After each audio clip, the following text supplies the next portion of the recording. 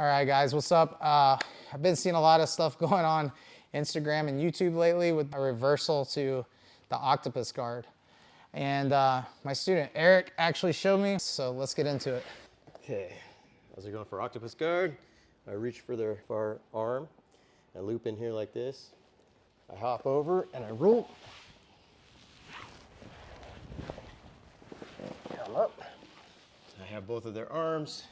I can attack their Octopus guard. When they get up on this elbow, I reach and I grab the far arm inside. I roll over the hip, come over, I start coming up north-south, and I have both of their arms captured behind their back, and I'm able to initiate an attack from there. After he showed it to me, man, I just saw it like going everywhere, going viral. You know, I don't pay too much attention to trends, but like literally it was on my feed every single day and another person showing it. You can make anything work with speed and timing, right? But with this one in particular, his arm is coming underneath and he's kind of trapping right here. So like he's kind of like, as he goes to roll, notice how my back goes flat across his arm and kind of traps his shoulder to the ground.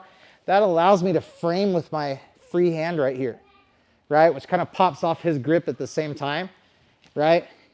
And then I can feed this to my hook, right? And if I need extra security, I could kind of stomp this open, or if you had the right dexterity, I guess you could lock it down, right? Or something like that. Or if you don't have good dexterity, you can at least hold it open enough to transition this hook while his shoulder is still stuck on the mat. And then you can shove his hips down, obviously, and get into this back position, okay? And you know what? I feel like it's even easier in the gi, right? So we're gonna do that one now. Magic.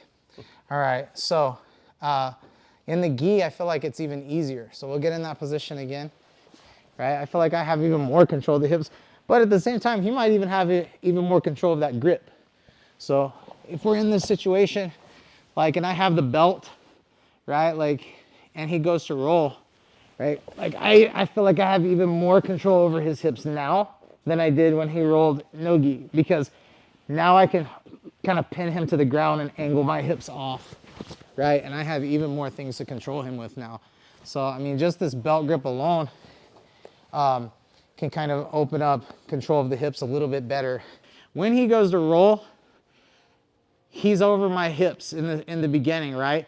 So as he's rolling here, he's taking away the mobility, like my immobility rather, of my hips, right? That he had when he was on top. Go back, see?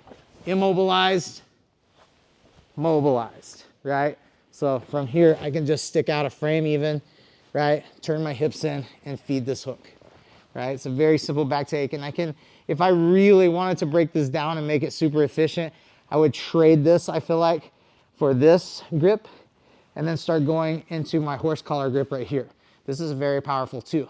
So even if I relinquish this one and feed it to this one, like this keeps me on the back so much better. You relinquish a lot of control exposing your back that way.